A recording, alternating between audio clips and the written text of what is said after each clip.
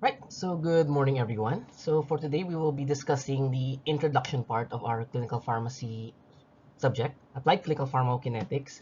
Okay, so we'll talk about its importance and applications in hospital or healthcare setting. So for today, our objectives are as follows. So first is to understand why we need to study pharmacokinetics. Okay, we need to discuss its importance, especially for our patients. Okay, describe the key pharmacokinetic parameters that we have.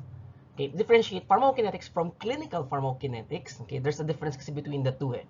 Normally, class, when we talk about pharmacokinetics, we're just simply talking about the ADME of the drug.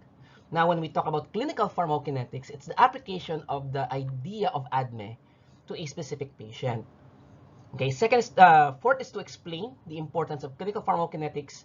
And then lastly is to describe therapeutic drug monitoring with respect to clinical pharmacokinetics.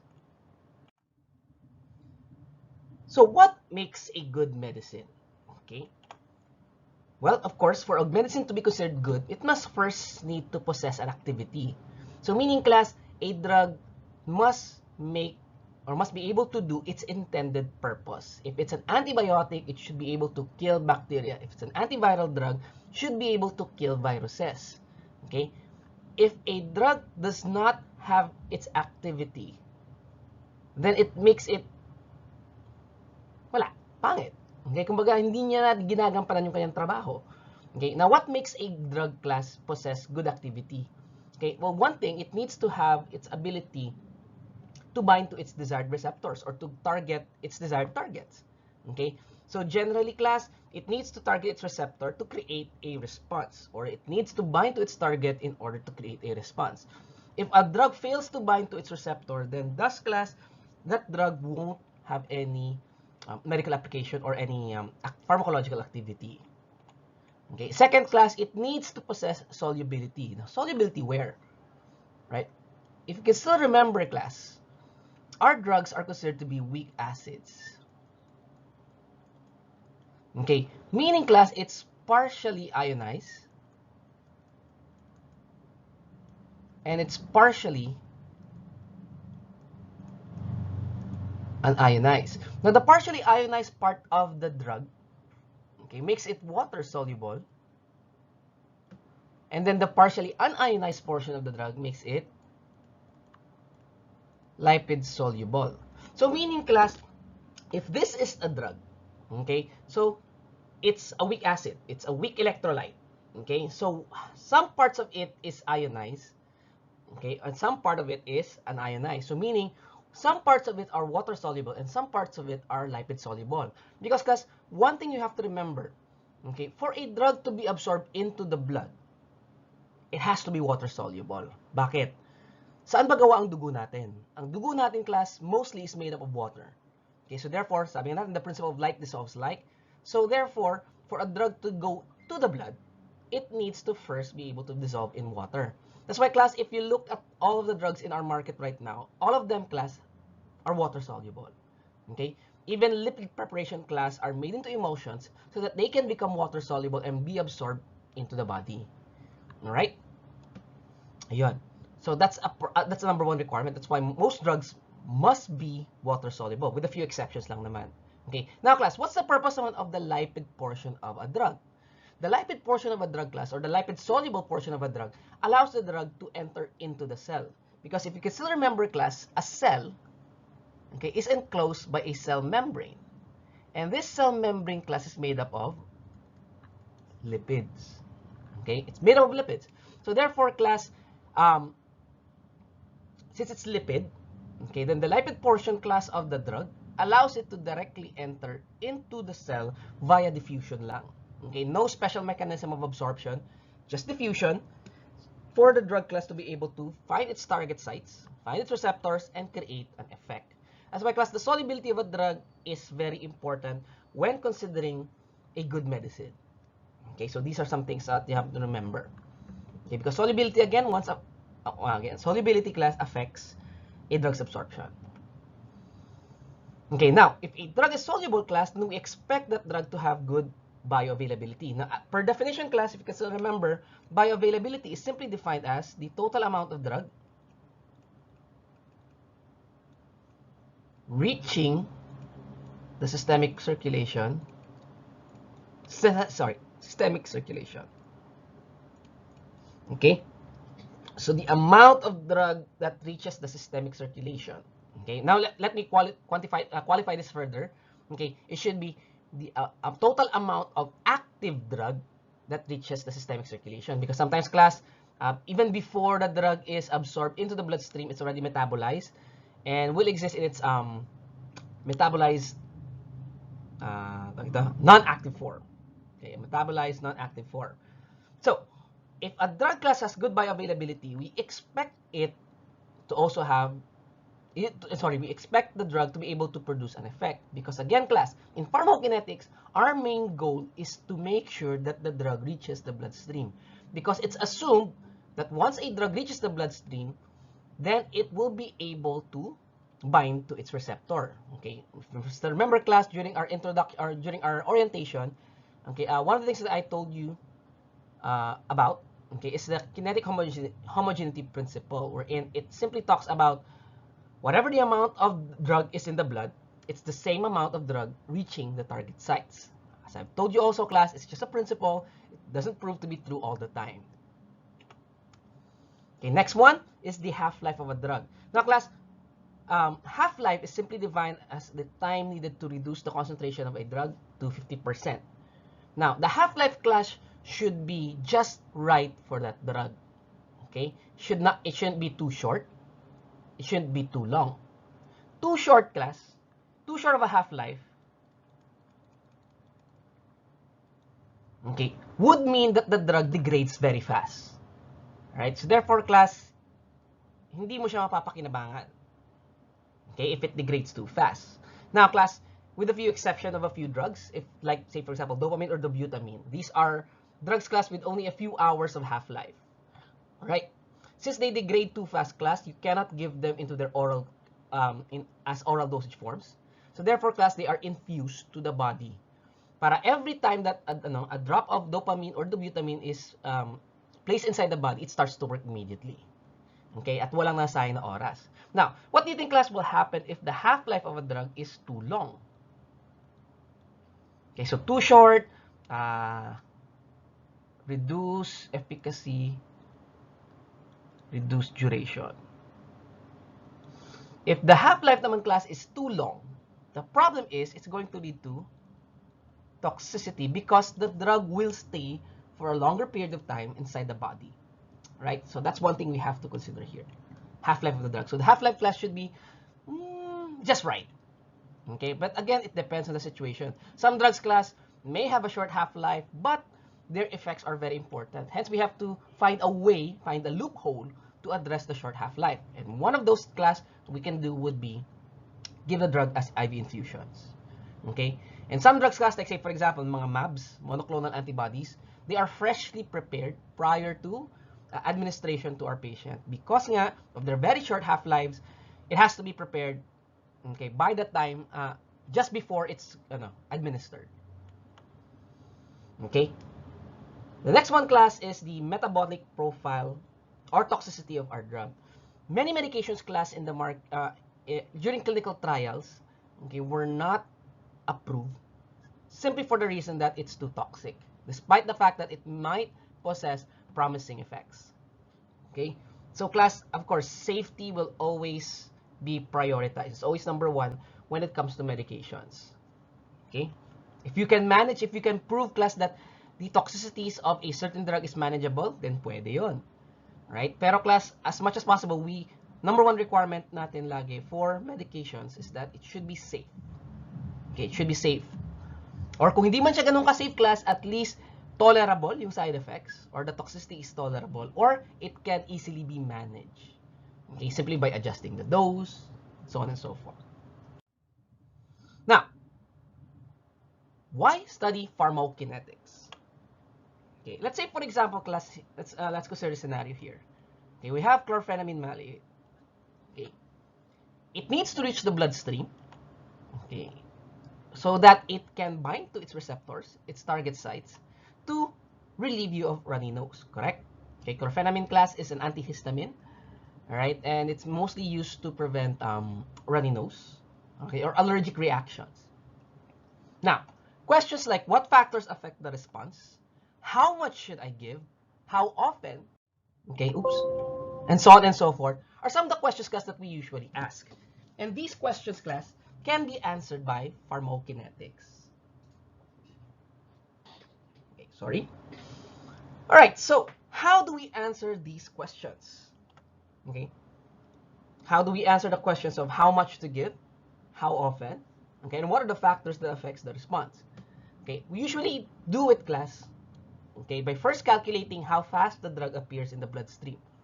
And this can usually be, class, computed using bioavailability.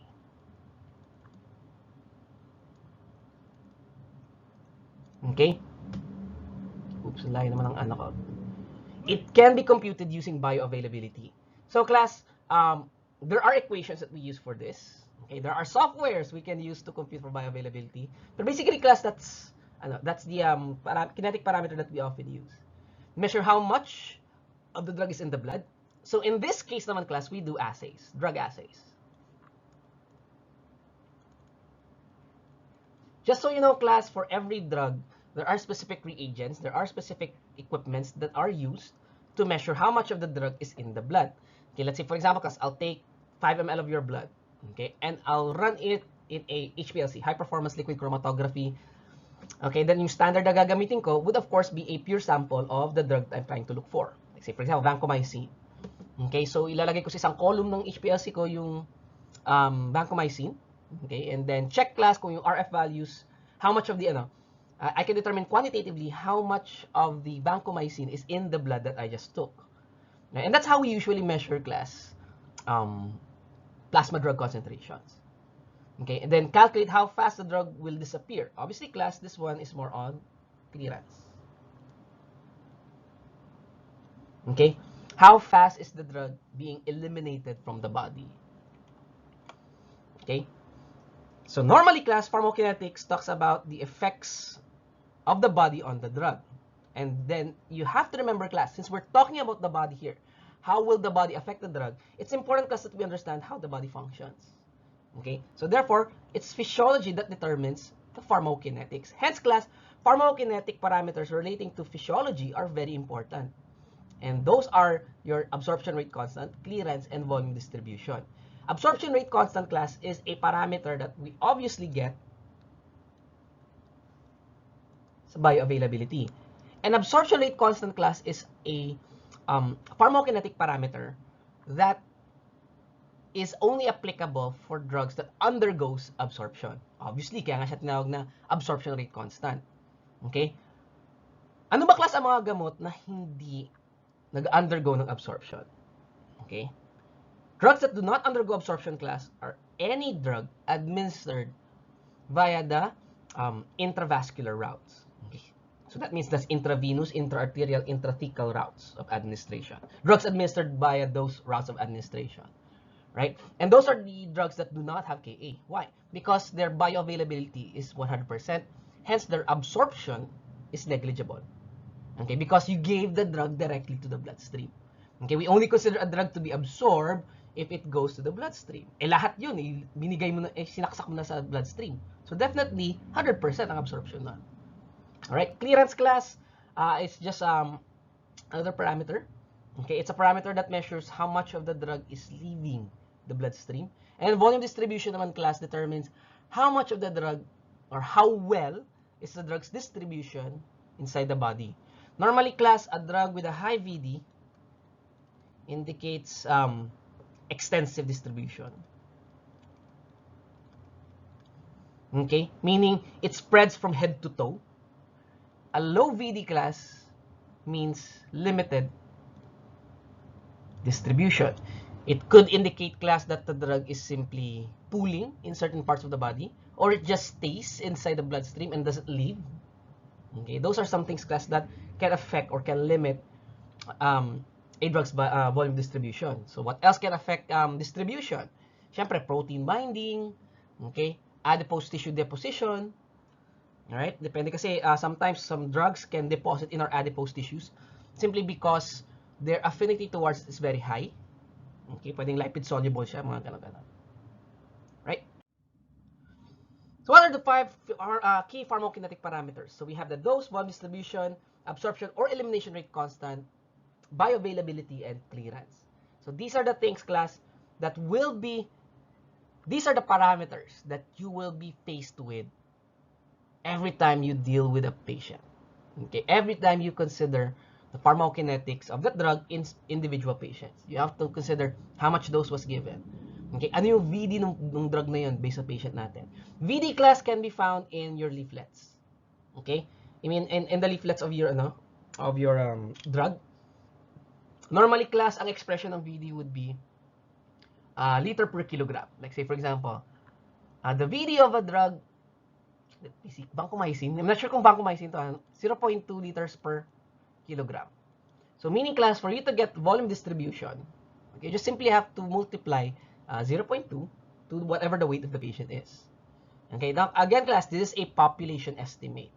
It doesn't apply to all people. Okay, there are other factors, class, you have to consider before using this. Ang 0.2 liters per kilogram na to, say for example for vancomycin, okay, is the volume distribution, class, for a 70 kilogram healthy individual.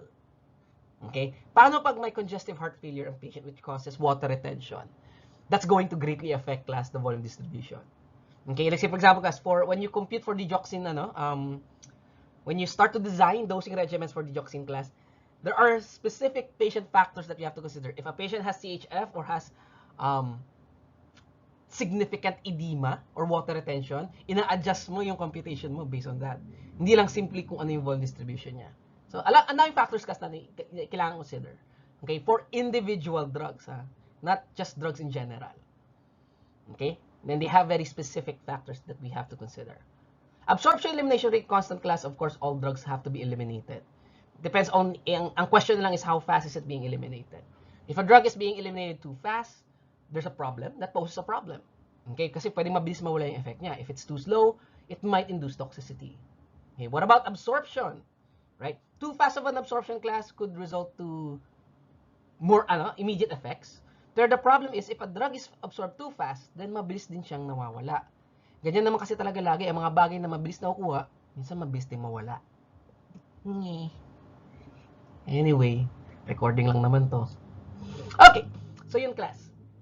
If a drug naman is absorbed too slow, the main problem for that would be, okay, pwedeng may delay sa intended outcomes na gusto nating makita sa drug. Right? So therefore, class, we just have to find a sweet spot for the absorption of the drug. How fast is the drug absorbed? So if you want the drug, class, to be absorbed faster, you have to adjust certain physical-chemical parameters that it have. Okay, like say for example, improving its solubility. If it exists in its pure acid or pure base states, okay, then we can add salts. All right, by adding salt, kasi, class, or making the drug into its salt form, it allows we allow the drug to become more water soluble. Now, I know this is something that you've already learned in your undergrad. Okay, so pharmacokinetics, by pharmacokinetics. So things that we can alter to improve a drug's absorption. Right? Then of course, bioavailability, class, simply talks about how much of the drug is reaching the bloodstream. It also gives you a rough estimate, class, of Ka and Ke.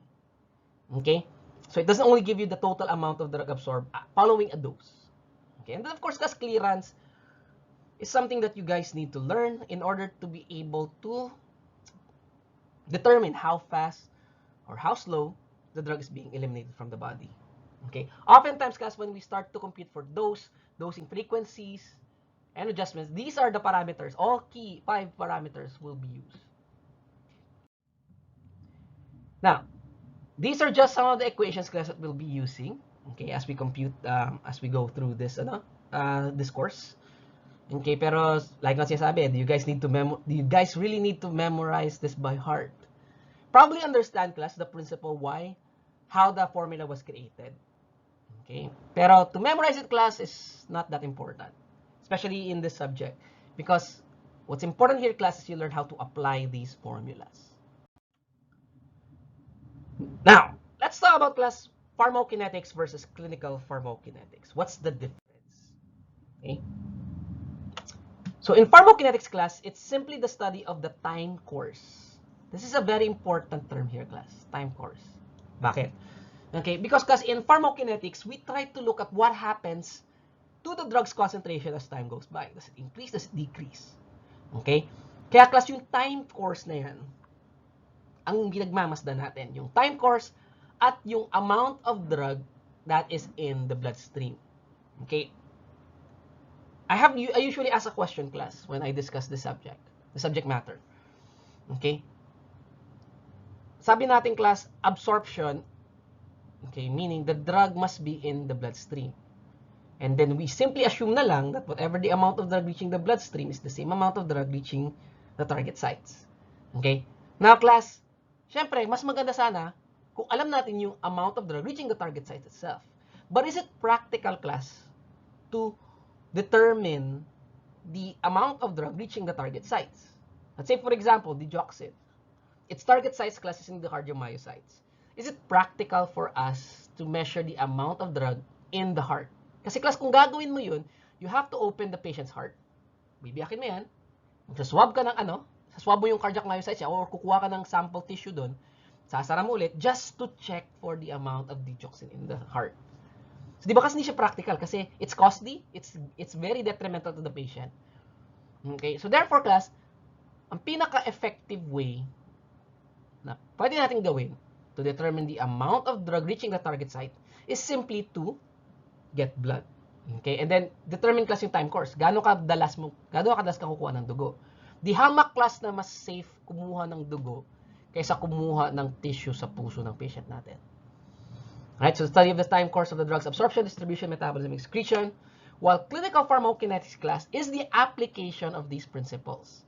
Okay, the principle of absorption, distribution, metabolism, excretion, okay, to the safe and effective therapeutic management of individual patients. Again, keyword here, class, is individual patients.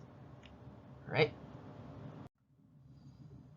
So, the relationship of drug concentration and pharmacologic response. We assume, class, okay, that the highest concentration provides us with the highest therapeutic effect, right?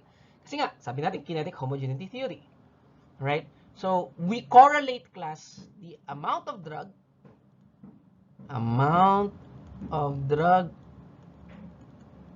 in blood, okay, to response.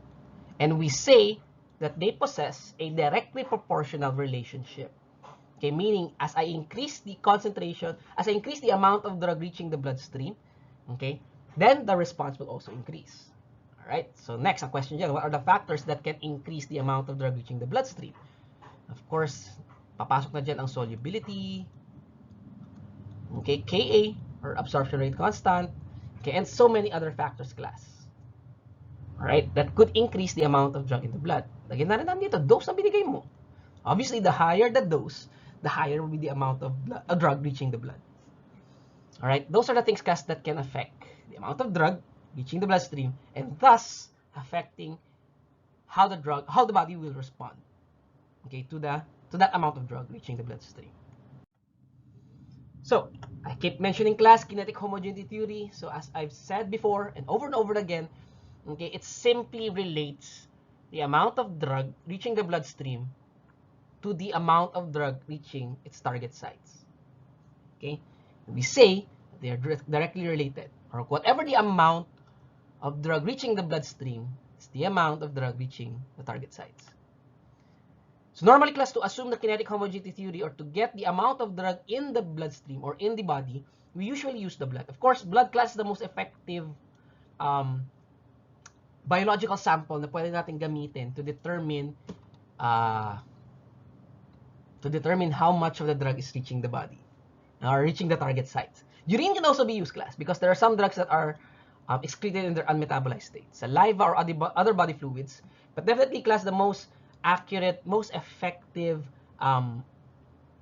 biological sample that we can get to determine the amount of drug reaching the body or the amount of drug reaching the target sites would be the blood. So kinetic homogeneity theory describes the predictable relationship, directly related, between plasma drug concentration and the concentration at the receptor sites. Now, why is clinical pharmacokinetics important? You have to remember, class, no two people are alike. Okay, some people respond to certain medications in different ways.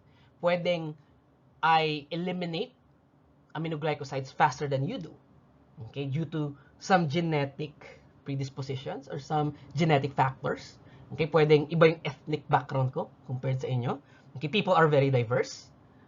Alright? So, class, no two people are alike. So, therefore, class, yung mga nakikita nating data sa mga pamphlets, sa mga leaflets ng ating drugs, these are just population estimates. Meaning, I'll just take 100 people, determine their individual absorption rate constants, sum it all up, make an estimate out of them.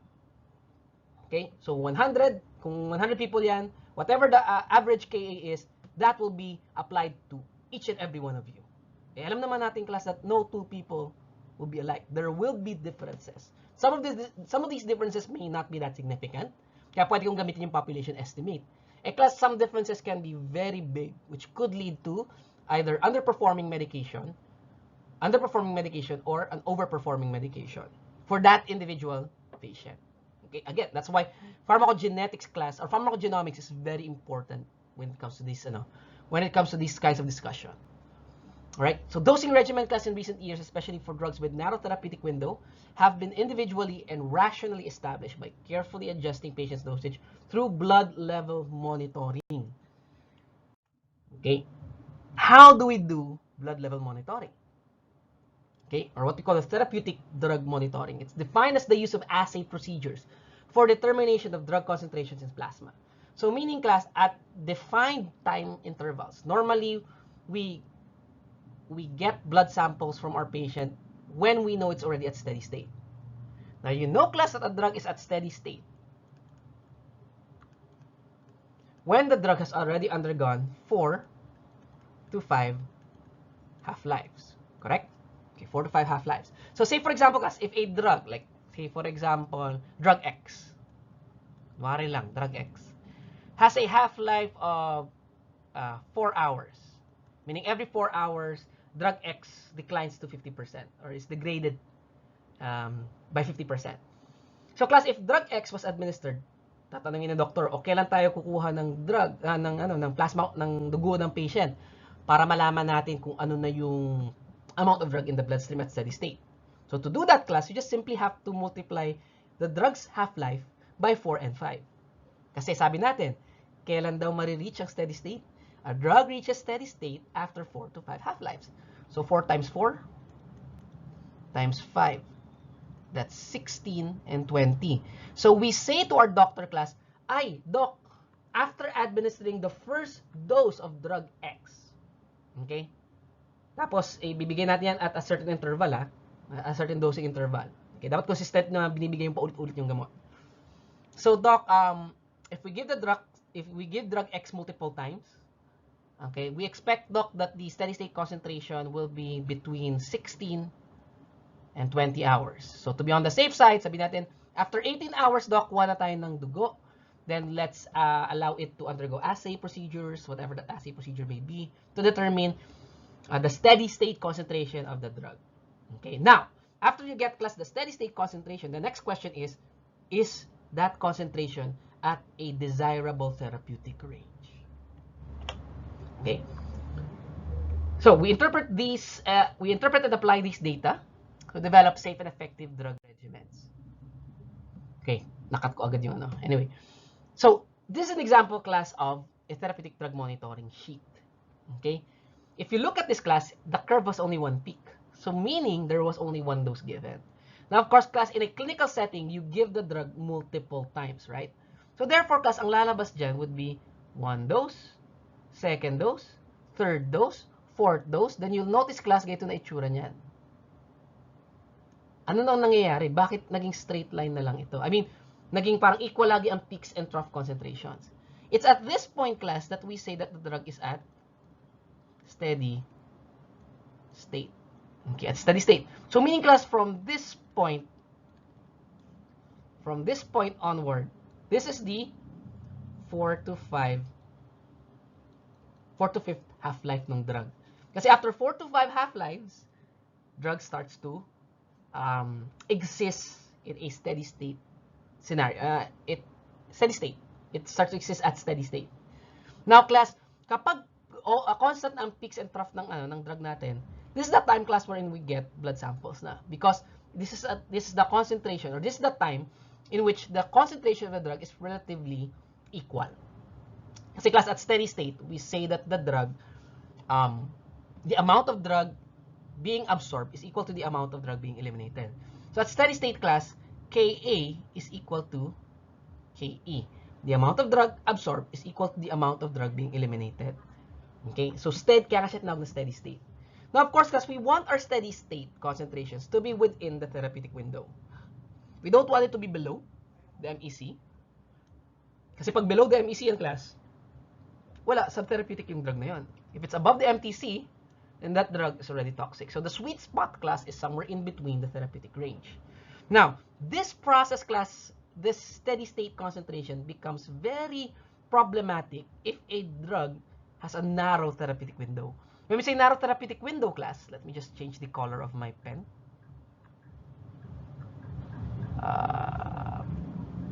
Maiba lang.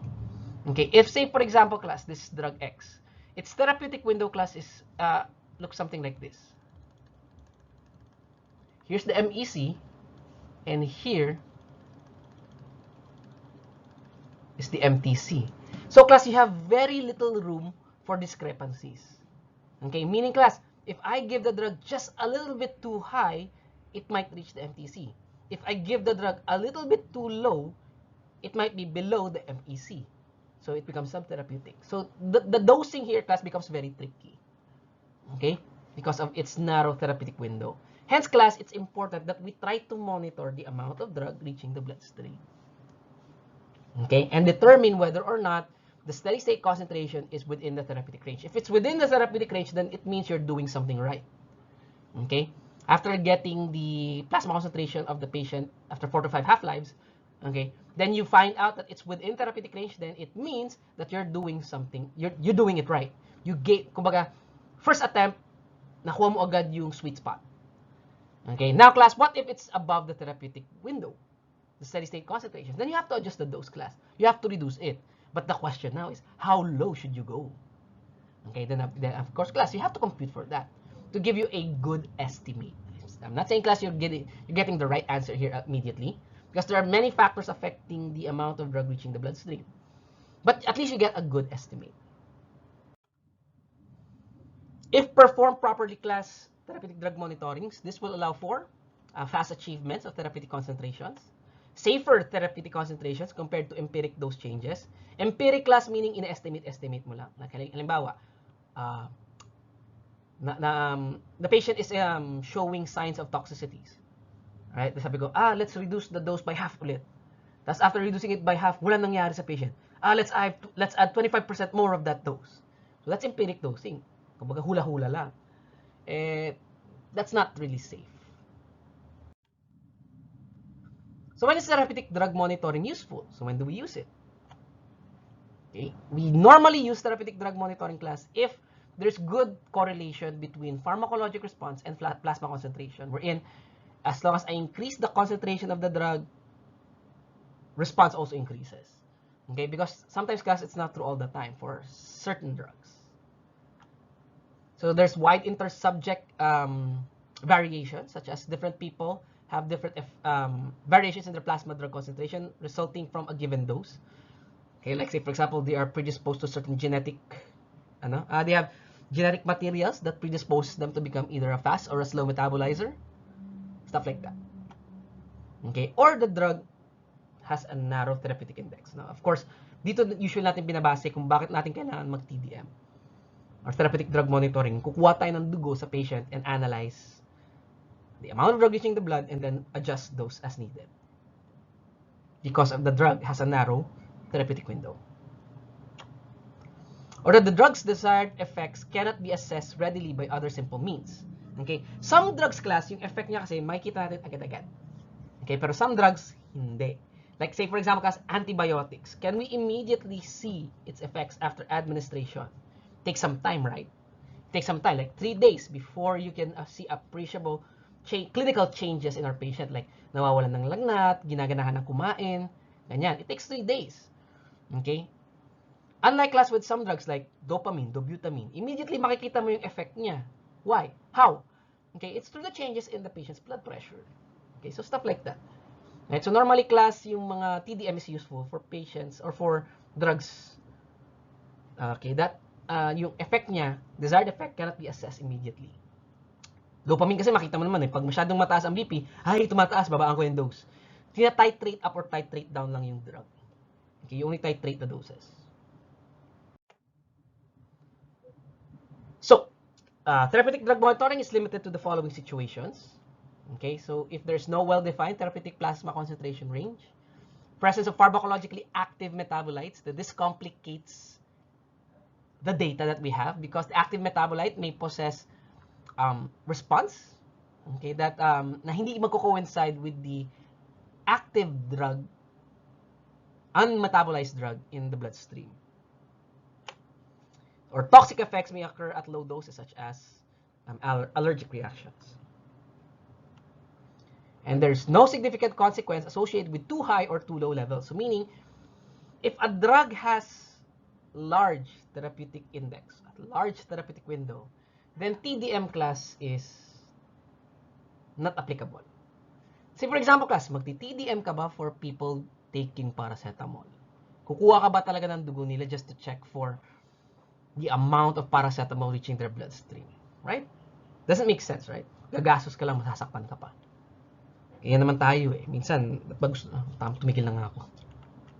Ba't natin mas gusto yung pamasaktan kung may mga bagay-bagay naman na pwedeng di tayo masaktan. Alright? So that's pretty much it, class, for the intro part of pharmacokinetics and applied pharmacokinetics. Okay? So, we'll be having an exercise for today, class. Okay, I'll just post this in our Google Classroom. So simply identify the following medication if it needs therapeutic drug monitoring or not. So, and if it does, indicate why it requires TDM, such as ADRs. Like for chemotherapeutic drugs, paracetamol, warfarin, benzylpenicillin, phenytoin, and enoxaparin. Right? Okay.